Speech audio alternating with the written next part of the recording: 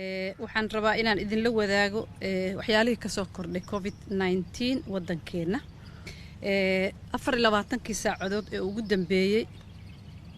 xaaladaha la helay tiradooda waxay gaaraysaa 79 waxa rag ah 62 waxa dumar ah 17 nambaradaas meesha ay ka kala joogaan Soomaaliya banaadir waxaa jooga 38 xaaladahan shalay 24 saac ugu dambeeyay laga helay Jubbaland 22 South West 11 Puntland 8 marka dadka laga helay da'dooda hadaan fiirino inta ay u dhaxayso iyo boqolleyda ka yar 20 sano waxay noqonaysaa boqolkiiba 3 20 ilaa 39 waxa u dhaxeeya da'dooda waxay gaareen 75 boqolkiiba 40 ilaa iyo 59 iyagana tiradooda waxay gaaraysaa yaani boqolleydii 12 60 sano iyo inta ka weyn waxay noqonaysaa boqolkiiba 10 tirada guud ee dadka laga helay wadankeena coronavirus positive ah waxay isugu tagaysaa 835 dhimashada waxaa ku soo korortay 3 qofood ilaahay ha u naxariisto jannadii ha ka waraabiyo sabar iimaan ka siiyo intii dhimatay tirada guud ee dhimashadana waxay isugu tagaysaa 38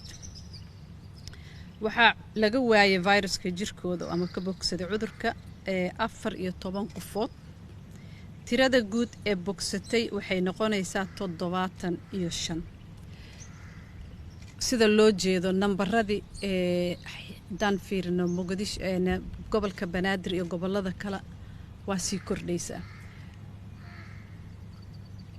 waxay u sii kordhaysaa waliba si aan caadi ahayn haddii la fiiriyo taas micnaheeda waxaa jira dad kale oo ka badan oo aanan wali la arkin ama aanan soo sheegin soo raadsan adeeg caafimaad waxaan kula talinaynaa qof allaale qofkii cudurka calaamadiisa isku arka ama isaga shakiya inuu tago xarumaha caafimaadka ugu dhow inuu wacdo nambarkii loogu talagalay gobolada dhan nambar raajiro loogu talagalay oo free ah inuu wacdo inuu warsado yaani kaalmo caafimaad iyo waano inuu qofka isqariya waxay keenaysaa in asagana cudurka kaligiis uu yaani uu san raadsan oo ku sii xanuunsado inuu u gudbiyo dadka u dhow cudurkan ma aha cudur la qarsado waa wax ilaahay naga haayo la daaweyn yaani laga hortagi karo waa wax qofka lagu kaalmeyn karo inuu ka bogsoodo ha u gudbinin qofka aad jeceshahay ha u qarinin cudurka hadii aad adiga isku ogtahay ha u qarinin qofka aad jeceshahay ama kula nool ama familkaada ama saaxiibada ama bulshada inteeda kale waxa ku saaran waajib qof kasto anaga naga mid ah waxa saaran waajib inuu asagana iska dhowro una tura dadka kale lacalla hadii aad calaamadii isku aragto isxakamee guriga qol isku xakamee ha la falgelin dadka ha qaadsiinin raadso kaalmo caafimaad waxaad walwal ugu jira dadka waaweyn da'da ah ama dadka cudurrada